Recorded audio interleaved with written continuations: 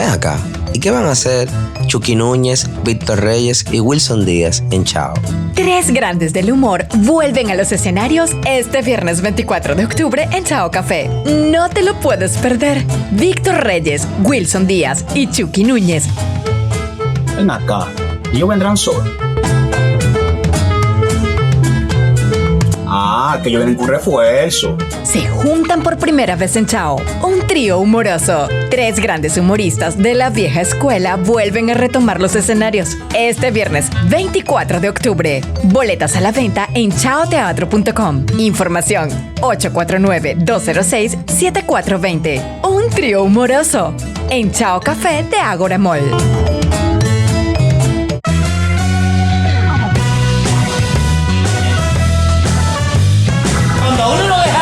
A veces hay que coger su bola. No, eso no es mi madre. Mi madre, que se le caiga el moño a la boca.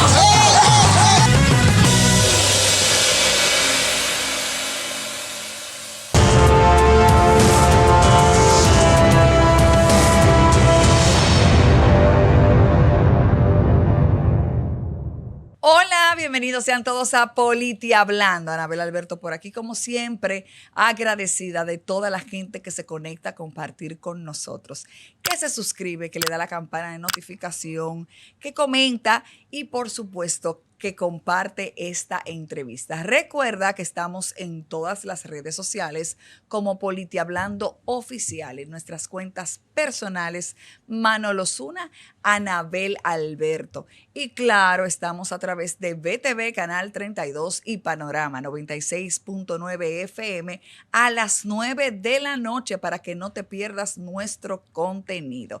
Así que gracias a toda la gente que escribe, que nos comenta, que le gusta el trabajo que estamos haciendo.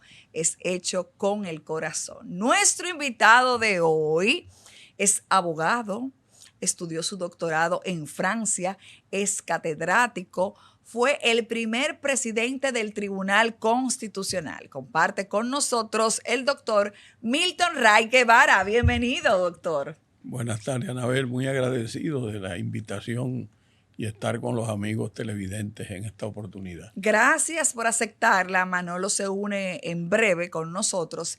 Y vamos a empezar, doctor, para aquella gente que en los Estados Unidos le encanta el programa, que lo disfrutan, que tal vez saben quién es usted, pero no conoce de sus inicios.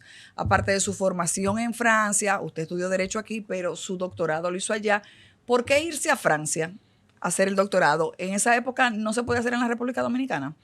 Bueno, la idea es que yo hice la licenciatura en Derecho en la Pontificia Universidad Católica Madre y Maestra, que en esa época no era pontificia, era simplemente Universidad Católica, Madre y Maestra. Y entonces yo siempre había tenido desde muy joven la idea de estudiar en Francia, hasta tal punto que me preguntaban, ¿y qué tú vas a estudiar cuando seas grande?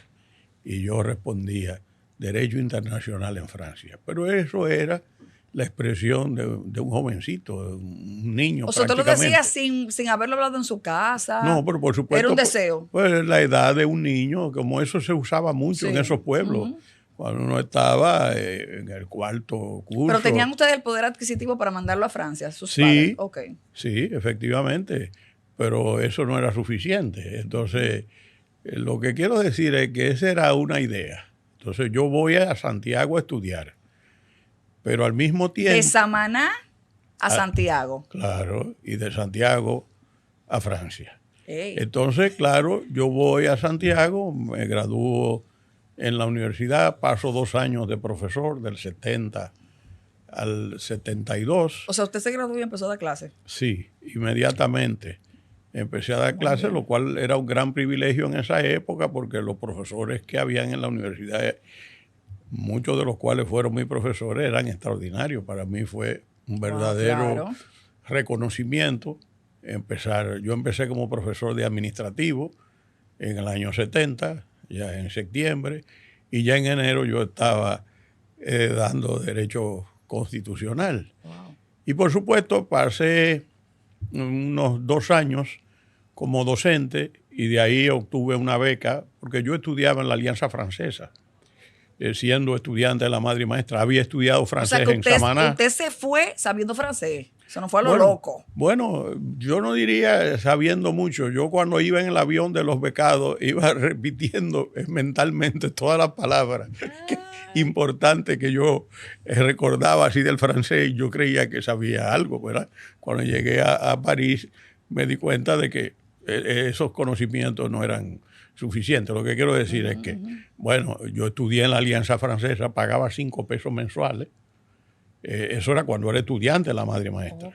Y evidentemente tenía los conocimientos básicos del francés y cuando llegué a Francia ya Se le hizo más fácil. se me hizo más fácil y yo estudié en Niza y realmente no tuve ningún inconveniente en hacer los estudios de Entonces, doctorado. llega al país a trabajar. Yo regreso a principios de enero del 76 y inmediatamente yo debía reintegrarme a la Universidad Católica Madre y Maestra. Para continuar Porque dando yo clases. estaba en el programa de superación del profesorado y evidentemente tenía una obligación en ese sentido. ¿Y Sí. cómo empieza su vida política? Bueno, cuando yo regreso, después de un tiempo, se me acerca doña Sonia Guzmán y don José María Hernández, porque yo tenía unos vínculos con don Antonio Guzmán. Había sido el padrino de mis bodas en Santiago. Además, había pernoctado en Samaná, en la casa de mi mamá tía, en la campaña de 1966, donde él hizo como candidato vicepresidencial del Partido Revolucionario Dominicano la campaña, porque don Juan no salió. Y entonces, pues yo tenía esos vínculos y ellos fueron un día, yo vivía en la Sursa, en Santiago, que queda lado izquierdo del monumento, entrando desde Santo Domingo, a proponerme que fuese asesor de su padre, porque su padre, don Antonio, iba a participar en unas llamadas primarias del Partido Revolucionario Dominicano. Entonces, por supuesto, yo le dije, yo creo que no soy la persona para eso, el que debe asesorarme a mí es don Antonio, porque yo estoy fuera de la vida política, yo no me sentía en condiciones. Eso es un gran privilegio. Pero ellos insistieron, yo le dije, además, yo acabo de llegar y yo tengo un compromiso con la universidad. Le dije a doña Sonia, usted lo sabe, porque usted era la vicerrectora académica del programa de superación de los profesores. Entonces, yo tengo que, por lo menos, trabajar 2 años por cada año estudiado. Entonces, digo, ¿cómo pido yo una licencia en esas condiciones? Además, cuando uno regresa así de estudiar, necesita recursos. ¿Y cómo me van a dar a mí, la universidad, una licencia con disfrute de sueldo? Dice, bueno, pero no se preocupe por eso, porque mi padre en esas condiciones le daría a usted lo que usted ganaría como profesor. Yo nunca pensé que iban a conseguir la licencia como el señor Agripino, el padre Agripino. Y entonces efectivamente la consiguieron y así yo era el coordinador de la precampaña y lo grande que pusieron que yo era el asesor del presidente Guzmán, cuando en realidad... Que eso le creó cierta fama. Bueno, no cierta fama, algunos inconvenientes. ¿Y por qué? ¿Con quién? Bueno, Cuéntame. no, en términos generales, porque tú sabes, una persona que acaba de llegar, que no ha hecho vida política, digamos. Sí, pero no fue de cualquier lado que usted llegó, fue de Francia. Eso da cierto estatus para la época también. Bueno, es el asesor, porque viene con otro tipo de conocimiento, lo que se está haciendo allá. Sí, pero yo nunca me sentí como un asesor. Al contrario, yo aprendí muchísimo con don Antonio. Don Antonio era un hombre extraordinariamente inteligente, capaz. ¿Con quién era esa primaria? Con una memoria. En esa primaria participó Salvador Jorge Blanco, participó Jacobo Magluta, y así de lo que yo recuerde. Habían otros precandidatos, pero eso era básicamente el núcleo duro de esa candidatura. Cuando él gana la presidencia, usted trabaja con él.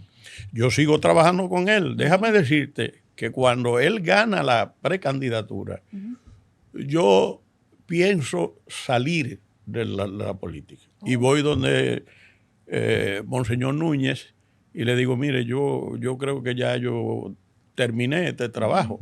Y entonces me dijo, doctor Ray, pero usted, lo suyo no está escrito. Usted participa en la victoria de don Antonio y ahora usted vuelve para la universidad. Dice, no, usted tiene que quedarse trabajando ahí. Yo nunca llegué a decirle eso directamente a don Antonio. Eso fue Agripino que le dijo eso. Sí, ciertamente. Entonces yo seguí, bueno, y ganamos las elecciones. Entonces, cuando ese triunfo, que usted formaba parte de ese triunfo, entonces, ¿qué conversación se tiene con un presidente electo en ese momento?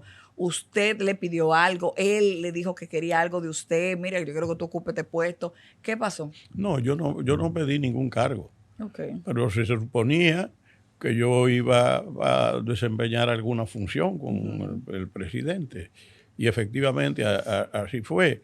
En un momento determinado, él me dijo, óyeme, Milton, nosotros vamos para Santo Domingo, debemos tener digamos, un comando ya de campaña, ¿no? En la oficina presidencial, y fue en la calle Lea de Castro, y ahí nos instalamos, y en un momento él me dijo, mira, a ti te conocen en Santiago, ahí están todas tus amistades, tú eres muy joven y yo necesito tener un secretario de más edad que conozca el círculo capitaleño y todo eso.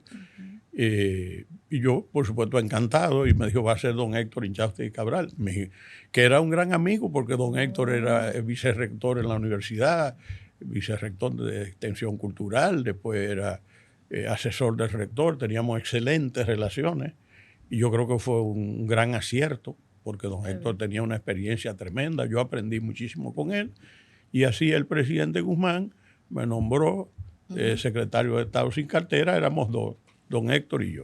¿Y qué hacía un secretario? ¿Todavía va la fecha?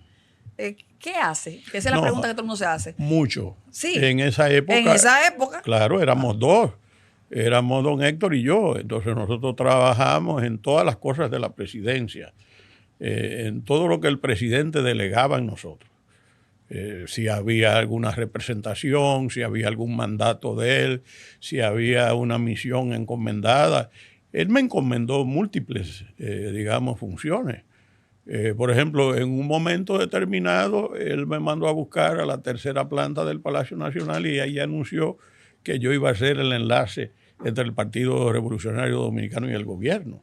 Es decir, y en ese momento el presidente del partido era Salvador Jorge Blanco y el líder del partido era José Francisco Peña Gómez, y entonces yo asumí esas funciones. ¿Y cómo era su relación con Peña?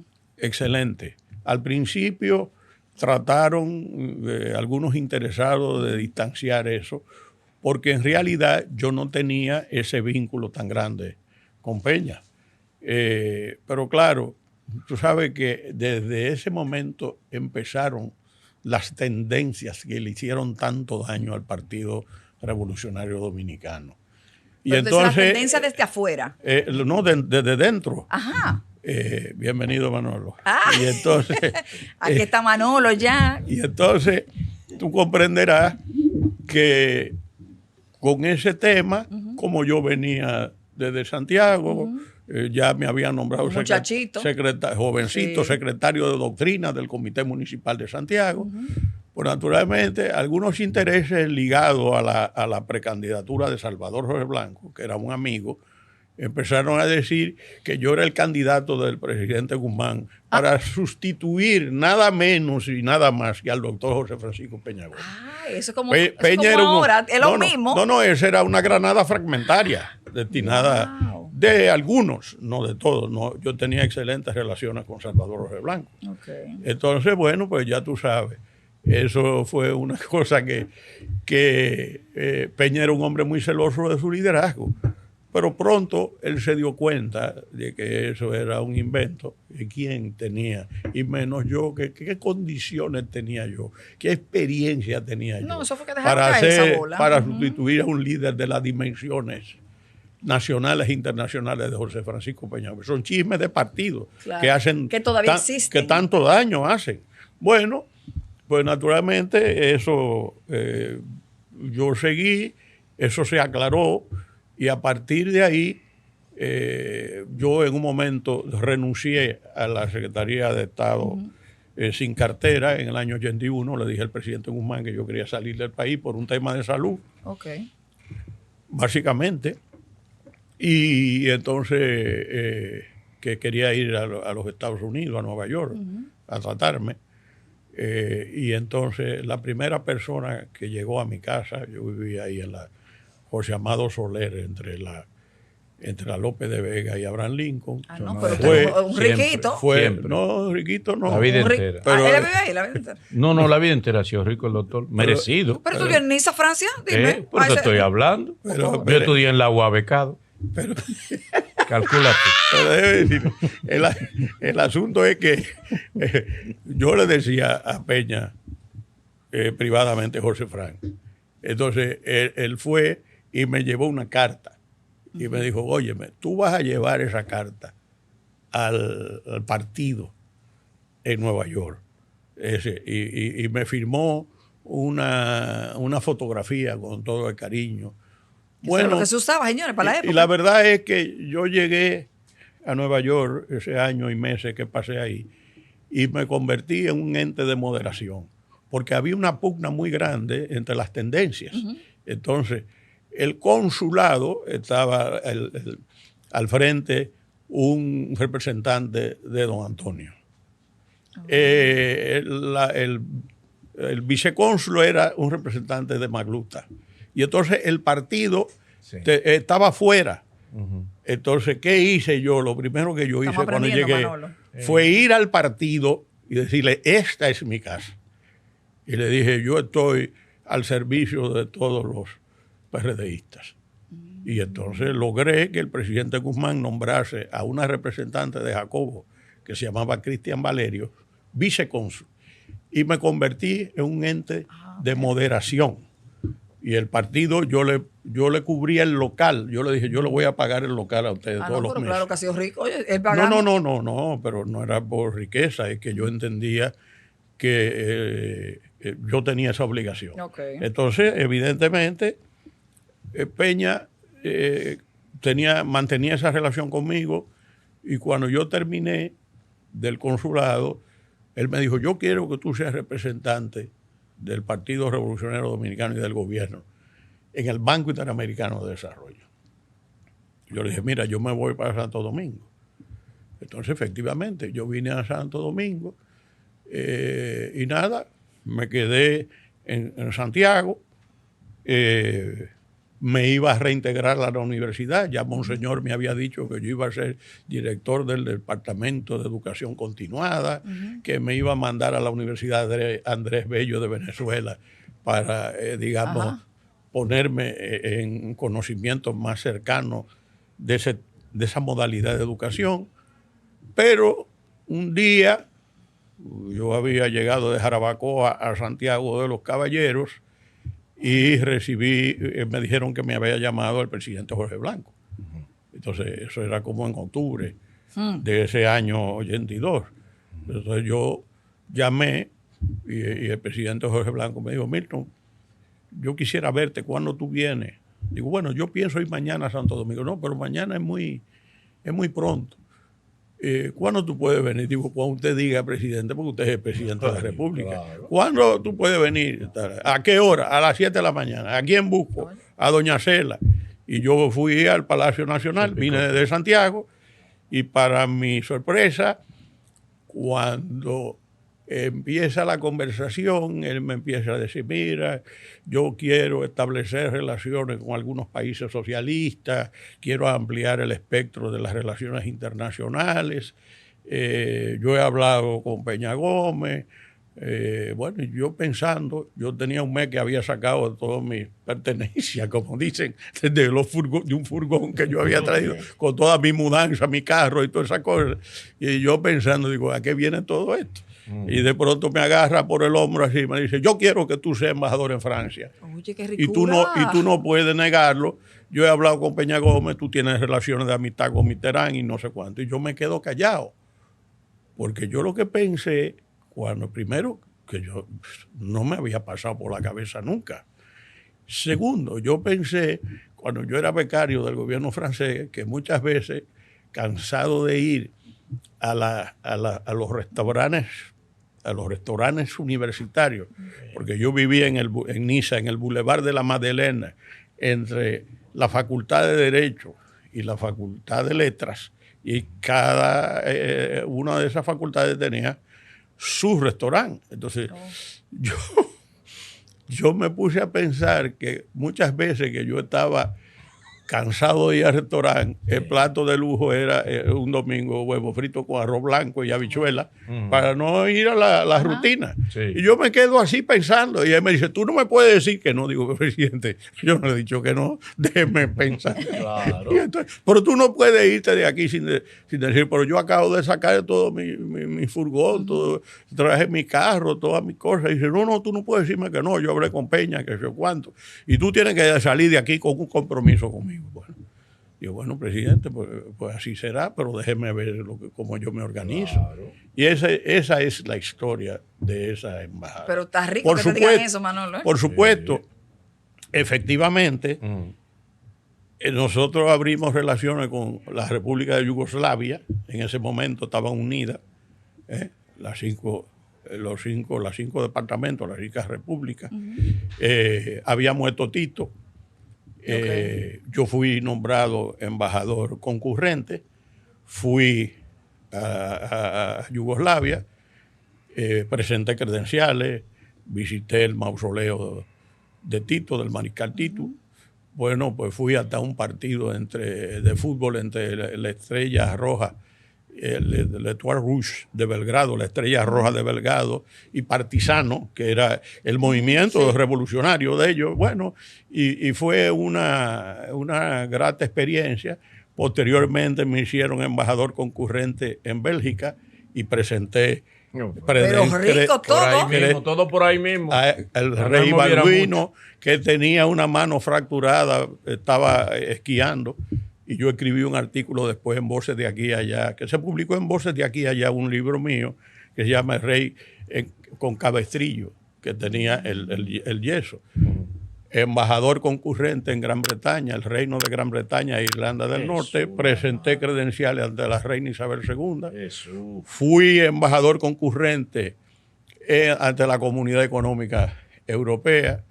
Y fui el primer embajador dominicano que fue a una reunión donde se trató el tema de Palestina en Tunisia, en Túnez. O sea que, en realidad, lo que yo nunca pensé era que yo iba a tener esa vida tan... diplomática, tan dilatada. No, y tan interesante finalmente.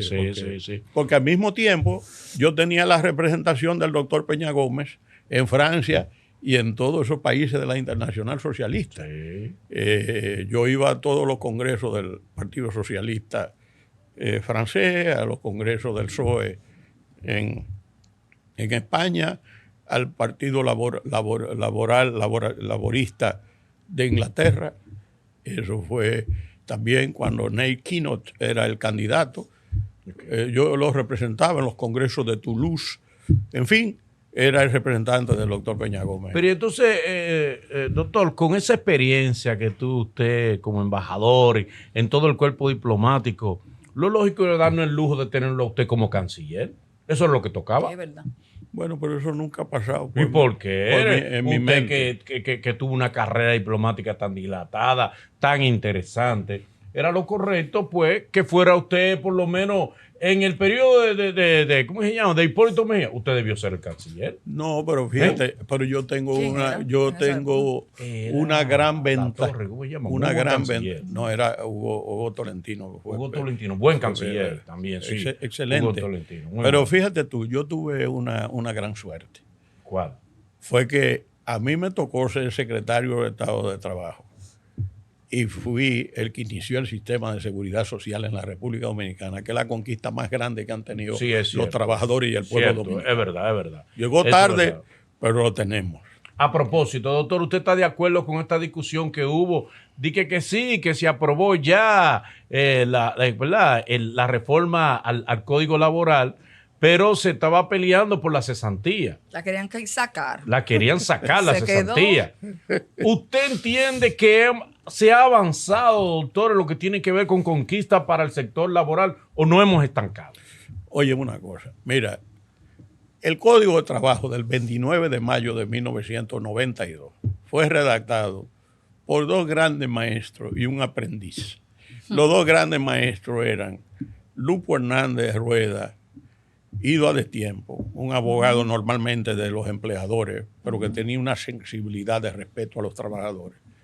El doctor Rafael Alburquerque Sayas Bazán, que está vivo, 2 veces vicepresidente de la República, uno de los juristas laboralistas más grandes de todo el continente americano, y este aprendiz, Milton Ray Guevara. Entonces, ese código fue el producto de todo lo que había sido la jurisprudencia del mundo del trabajo durante 40 años, los convenios colectivos, los pactos colectivos de condiciones de trabajo. La jurisprudencia, repito, eso fue lo que garantizó y ha garantizado durante más de 30 años la paz social en la República Dominicana. Eso sustituyó el Código Trujillo del Trabajo. Ese día que se promulgó, el 29 de mayo de 1992, cuando el presidente Balaguer firmó ya proclamando la ley, pues naturalmente nosotros nos fuimos al monumento del 30 de mayo, dirigentes sindicales, empleadores y los redactores, y cogimos, ahí estaba don Andrés Daguarre, que era presidente, el papá de Andy. El papá de Andy, ahí estaba Julio de Peña Valdés, ahí estaba Nércida Marmolejo, ahí estaba Gabriel del Río, Pepe Abreu y los grandes empresarios que apoyaron ese código, José Manuel Paliza, Ike Tavares, José Vitiene.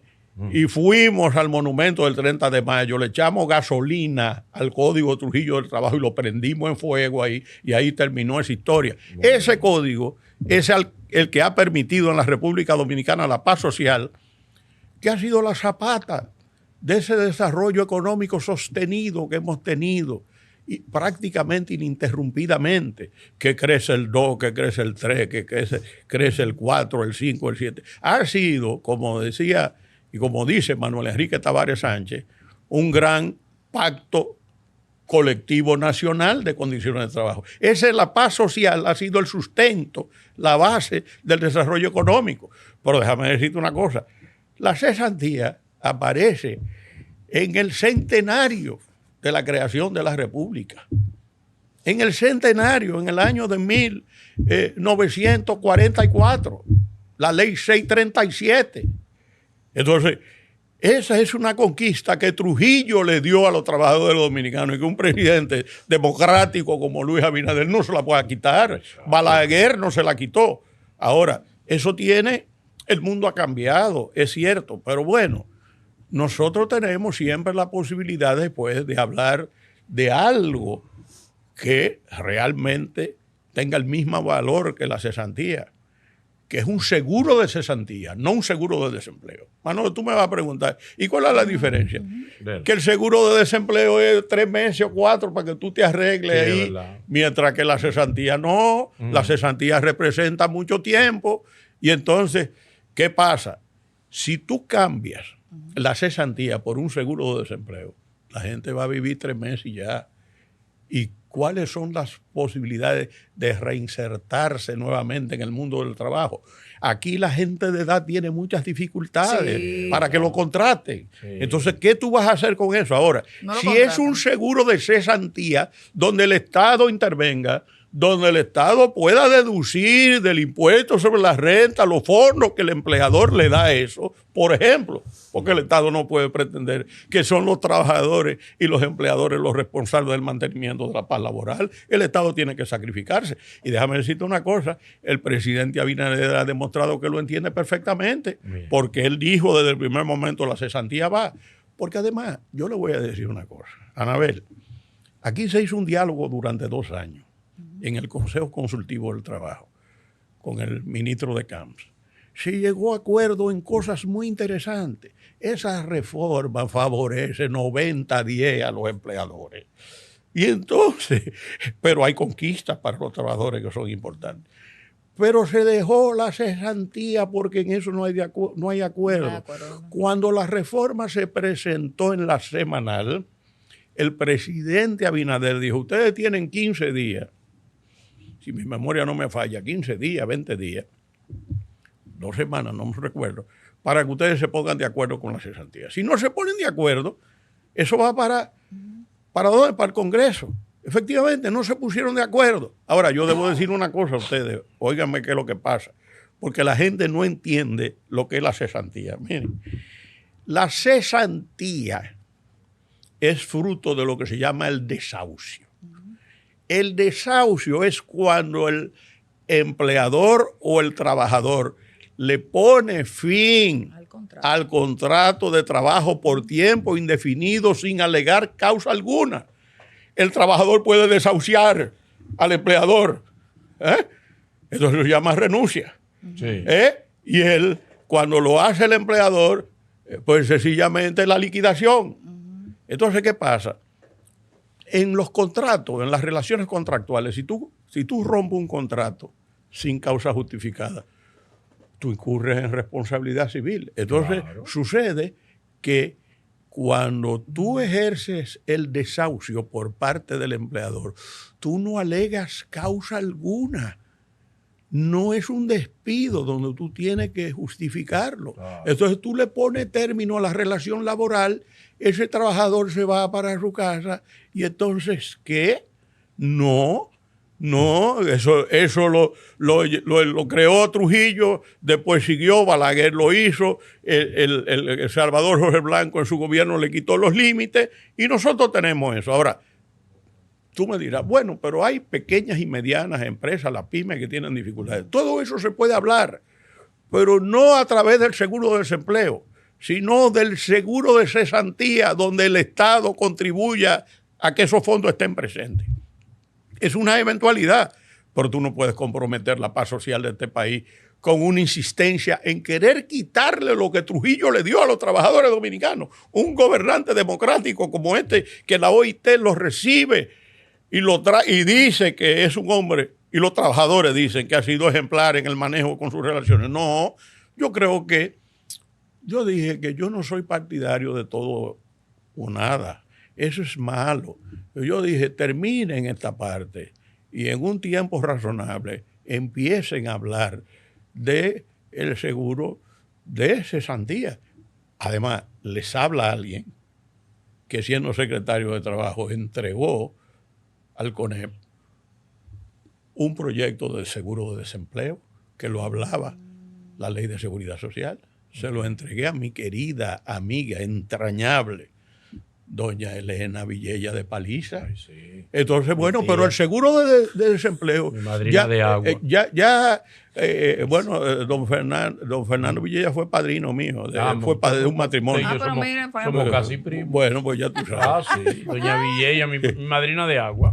Ay, sí. Doña Grace. Que aprovechen estos días que está lloviendo y me bañe. Mire, entonces yo lo que quiero decir que eso es una etapa que ya lo que hay que hacer es aprobar ese código que fue consensuado en el Consejo Consultivo del Trabajo. Eso se llaman documentos prelegislativos, acuerdos prelegislativos, que son aceptados porque en la Constitución Dominicana se habla del Consejo Económico y Social. ¿Para qué se crea el Consejo Económico y Social? Precisamente para elaborar las políticas sociales. Entonces yo creo que ese capítulo hay que cerrarlo, aprobar ese código consensuado, no inventar y no poner en peligro la paz social y en un tiempo prudente empezar a hablar del seguro de cesantía. Es una eminencia. Están azarando con ese tema de la cesantía. Oiga eso, doctor, mire, ¿cuál usted considera que ha sido el mayor logro del Tribunal Constitucional? Usted que fue su primer presidente. Bueno, yo creo que había mucha incertidumbre y mucho pesimismo cuando se creó el Tribunal Constitucional. Que la gente no entendía. Se hablaba de choque de trenes, de lágrimas de sangre, de todo eso. Nada de eso ha pasado, gracias a Dios y a María de la Altagracia. Amén. Y entonces, pues naturalmente se fue consolidando el Tribunal Constitucional. Así como no hay primavera sin flores, no hay democracia sin justicia constitucional. Porque la justicia constitucional no es como la ordinaria. La ordinaria está para resolver fundamentalmente problemas entre los particulares, salvo que en la parte administrativa es relaciones entre el Estado y los particulares. Ahora, en la justicia constitucional están en juego la organización del Estado, las relaciones entre los poderes, la estructura del poder y, por supuesto, una cosa muy importante, los derechos fundamentales de las ciudadanas y de los ciudadanos. En ese sentido, a nosotros nos tocó empezar a trabajar con la Constitución y la ley orgánica. No había más nada. No había local, no había RNC, no había absolutamente nada. Y al cabo de 12 años, nosotros entregamos un tribunal que tenía unas 7.000 sentencias, que se había ganado el mote del tribunal que da la cara al pueblo, que eso fue Carlos Julio Félix, un periodista, un colega de ustedes destacadísimo, que una tarde hermosa de Pedernales, cuando se presentó el Tribunal Constitucional, dijo, este es el único tribunal que da cara al pueblo. ¿Por qué, Anabel? Porque nosotros nos presentamos en las 31 provincias, el Distrito Nacional y el Distrito Municipal de Punta Cana, presentando en vivo a cada uno de los jueces, daban una conferencia si eran nativos de esa provincia, explicaban el funcionamiento del tribunal, pues hicimos una programación de acercar al pueblo a la comunidad con caminatas, con galas por la Constitución, por concursos para los estudiantes, en fin, hacíamos actos en esas provincias de paneles y bueno, en fin, una labor extraordinaria que es una gran obra colectiva. Porque sí, claro, levantar ese tribunal fue una obra colectiva, tratando bien a los trabajadores, que se creó una mística, reconociéndole condiciones de trabajo que todo el mundo envidiaba. Todo el mundo quería ir al Constitucional, porque lo trataban bien. El trato humano, de la dignidad humana como el valor esencial que habla nuestra Constitución, y porque además las condiciones de salario y todas las condiciones de trabajo eran magníficas. Entonces, yo siempre he dicho que fue una obra colectiva. Es el primer pleno del tribunal. Si ese pleno no trabaja como trabajó, yo creo que no hubiese sido posible nada. Y como han trabajado esos servidores constitucionales. Eso fue 2011, ¿verdad?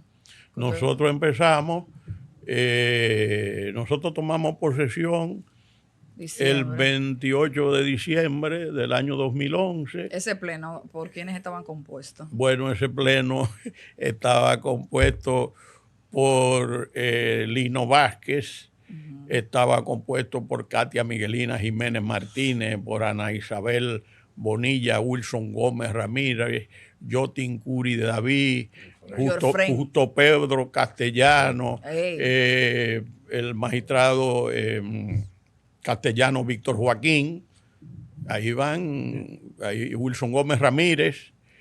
La Liga de la Justicia. Bueno, Ana Isabel Bonilla. Los superhéroes de la justicia. Leida Margarita Piña Medrano, ahí prácticamente están los y Delfonso Reyes, Rafael Díaz Filpo, ahí yo creo que están los más taquilleros. Ahí están.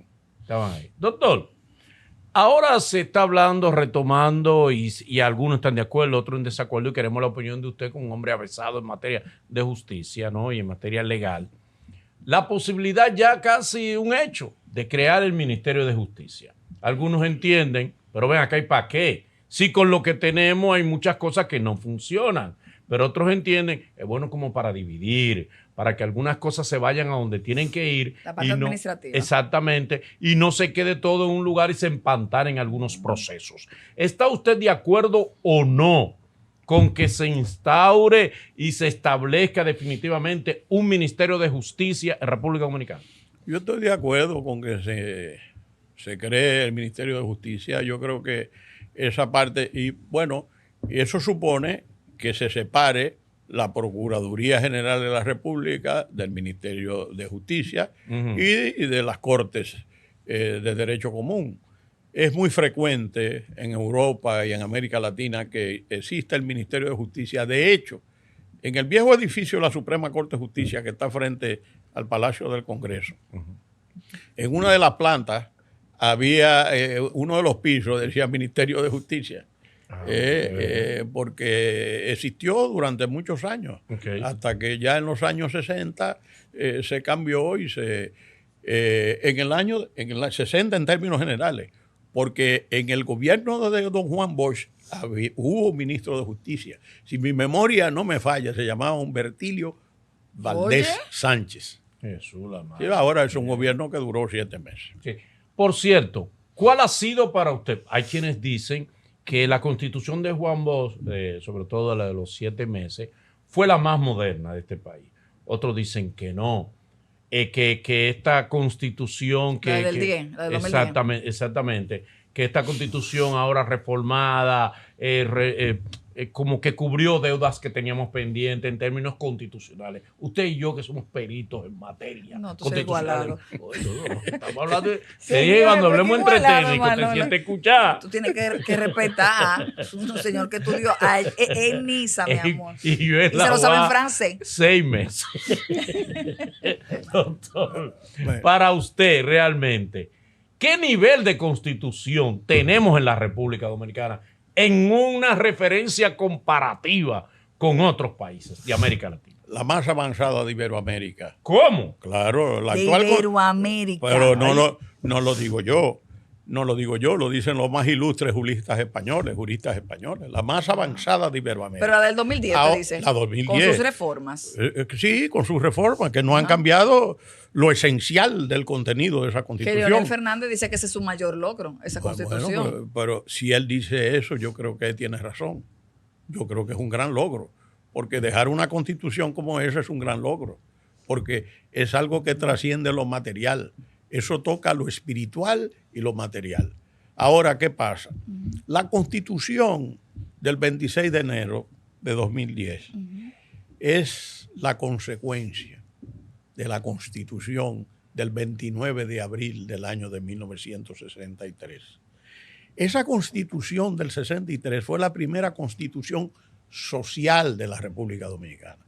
La constitución del 2010 crea el Estado social y democrático de derecho. Eso es un escalón adicional de esa constitución social del 29 de abril del año de 1963, que duró vigente unos 5 meses, porque el gobierno fue derrocado el 25 de septiembre. Y volvimos para atrás. Pero totalmente. Sí. El 25 de septiembre del año de 1963. ¿Por qué la Constitución del 63, para mí, es la madre de la Constitución del 2010? Porque esa es la primera Constitución dominicana que le da importancia a lo social. Lo social significa solidaridad. Eso es lo contrario de la individualidad, del individualismo. Entonces, esa Constitución del 63 dice que la nación dominicana reside esencialmente en el trabajo y no en el capital.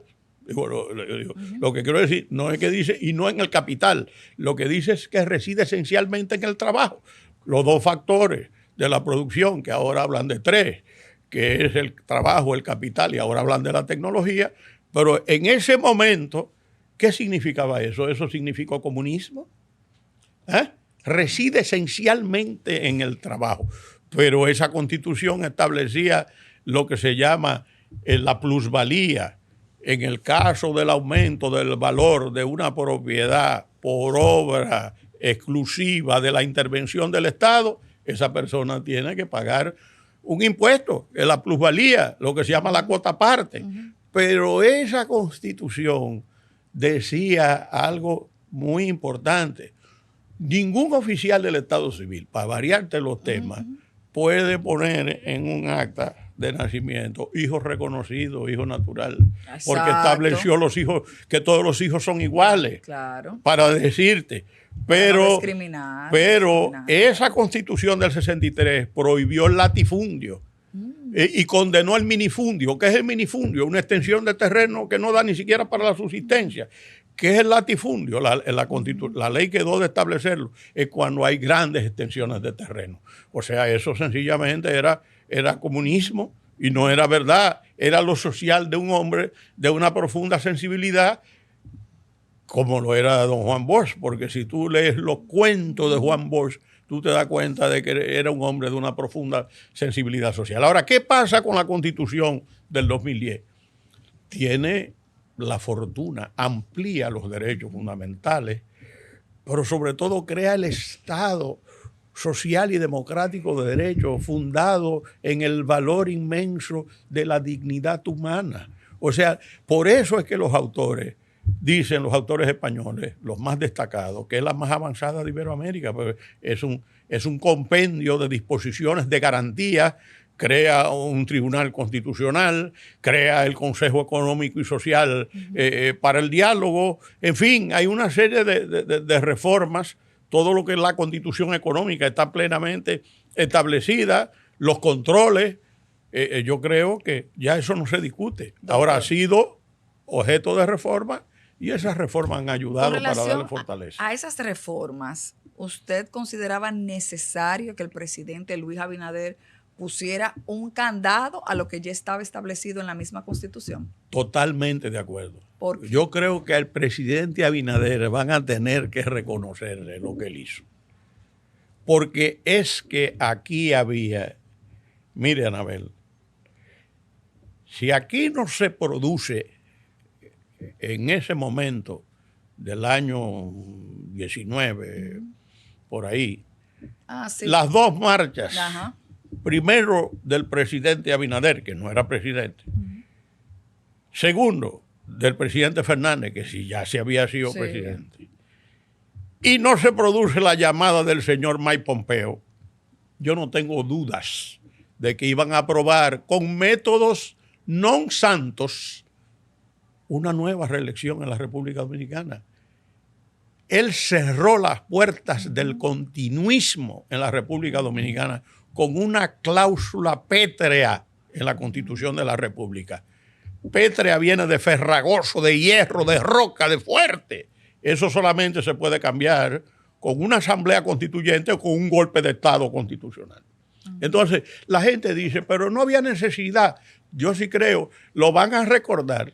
Oigan bien, lo van a recordar por eso, porque fue el único que ha tenido el valor, la valentía de decir, este relajo se acabó, porque aquí después del segundo periodo todo el mundo quiere tener otro periodo y así. Acabar con el país. Entonces, ahora hay gente que dice, él no debía haber dicho eso nunca debió haberlo puesto. Eso era lo primero que iban a decir, mira, quiere seguir otra vez, quiere reformar la Constitución para continuar. Pero no estaba explícito en la Constitución, doctor. No estaba como cláusula pétrea. Ah, bueno, eso es verdad. No.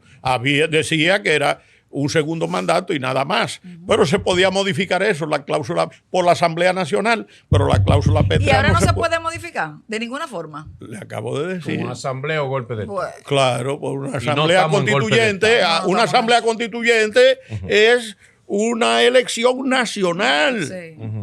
Entonces ya eso es una cosa de una magnitud extraordinaria. Pero yo creo que ese es el mejor candado. El primero que habló de candado aquí fue Leonel Fernández. Pero nosotros nos recordamos que él habló a propósito de los líos y los jaleos que tenía en su partido. Dijo que había que... Porque ahí parece que se querían prolongar. Entonces, Sí, a él no le gusta que otro se prolongue. no, bueno. Él sí. Bueno, pero tuvo... No le gusta que otro se prolongue. lo que pasa es que hay que ajustarse a lo que la Constitución diga. Bien. Si la Constitución lo permite, los derechos se ejercen o no. Los derechos. Bien. Entonces, bueno, usted lo ejerce o no lo ejerce, pero es un derecho. Doctor, yo pregunto, y ustedes no me han hecho coro, los colegas expertos en derecho. Es un acto de justicia que aquí se debe esgrimir y que se debe retomar. ¿Cómo es posible tener un Consejo de la Magistratura que evalúe a doctos, a expertos en derecho, y lo que lo están evaluando, de eso no saben la mayoría? Ah, bueno. Eso es injusto. O sea, el presidente, por ejemplo, que es Por un ejemplo, el economista. presidente, por ejemplo, y con el debido respeto, él es economista. Claro. Eso, o sea, él no es experto en materia de derecho. Y los demás, Dicen que ahí tiene que estar, por ejemplo, un diputado, que un senador, que lo componen, no. Pero, que no necesariamente el diputado y el senador son conocedores exactamente, de las leyes. entonces no es injusto tener un consejo de la magistratura que parte de los miembros no necesariamente tienen un alto conocimiento de derecho en profundidad y en esencia. Adelante, profesor. Mira, el O sea, tú consejo... puedes decir colega. Tuve piquera, Dios. pero no me llegó la palabra. Qué descaro. Pero, adelante, colega. El Consejo Nacional de la Magistratura Ujú. tiene su raíz en Francia y hay representantes de los partidos políticos, a pesar de que el general de Gaulle no quería saber de los partidos, Sí. porque él entendía que eran agentes perturbadores de la unidad nacional. Sí. ¿Ah? Y él dijo que era responsable de todo lo que pasó en la Cuarta República, y el general de Gaulle crea la Quinta República. Pero sin embargo hay representantes de los movimientos políticos, porque el Estado moderno es el Estado de los partidos. Entonces, ¿qué pasa? Nosotros tenemos el Consejo Nacional de la Magistratura gracias a la reforma del 14 de agosto del año de 1994. Te hago la historia. Cuando Salvador Jorge Blanco se juramenta como presidente de la República el 16 de agosto del año de 1982, el primer proyecto que él presenta y lo lleva Emmanuel Equea Guerrero, que era consultor jurídico del Poder Ejecutivo, es creando el Consejo Nacional de la Magistratura. Con esa organización, finalmente, eso no se logra, pero en el año 94, cosas de la vida, el doctor Peña Gómez escoge a Emmanuel Equea Guerrero, a Milton Ray, y Balaguer escoge a Pedro Romero Confesor, y nosotros salimos de la casa del doctor Balaguer el día 11 a hacer la reforma constitucional en el Palacio Nacional, trabajando desde la 1 de la tarde hasta las 5 de la tarde, que nos estaban esperando allá. Y ahí se creó el Consejo Nacional de la Magistratura. O sea, hay un componente político, son los representantes del Estado. Ajá.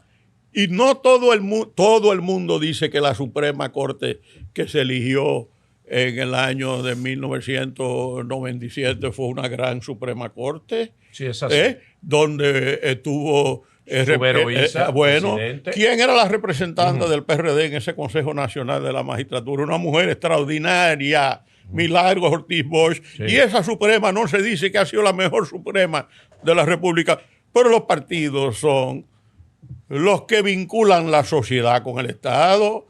Entonces, se han hecho otras buenas elecciones.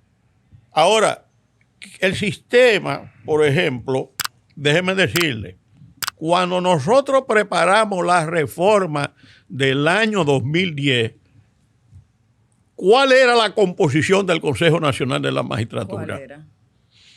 El Consejo Nacional, cito el artículo 134 de ese proyecto que nosotros hicimos, Okay. y que la redacción del Poder Judicial estuvo a cargo de este servidor. Pero no medalaganariamente, sino después de ponderar con los colegas, los 13 que hicimos ese proyecto. Dice, el Consejo Nacional de la Magistratura estará presidido por el presidente de la República, el vicepresidente o la vicepresidenta. El presidente o el presidente del Senado y otro miembro de dicha Cámara escogido que pertenezca a un partido diferente al presidente del Senado. Lo mismo que ahora. El presidente de la Cámara de Diputados y otro diputado. El presidente de la Suprema Corte. Un magistrado o magistrada de la Suprema Corte escogido por ella misma, quien fungirá como secretario. Hasta ahí vamos bien. Sí. Entonces, pero además pusimos un representante del Colegio de Abogados de la República Dominicana. Cuando yo presenté lo del Colegio de Abogados, me entraron a dos manos. Pero el Colegio de Abogados siempre tiene crisis y hay jaleo. Digo, pero, y no, que yo digo, algún día habrá un Colegio de Abogados que encarnen las aspiraciones de ustedes y de todos nosotros. Pero nosotros no podemos pensar en personas, sino en una institución que es el Colegio de Abogados. Sí. Un representante de las escuelas o facultades de derecho elegido por sus pares, un representante designado por las organizaciones no gubernamentales ligadas al sector justicia y un ex juez de la Suprema Corte de Justicia escogido por los ex jueces.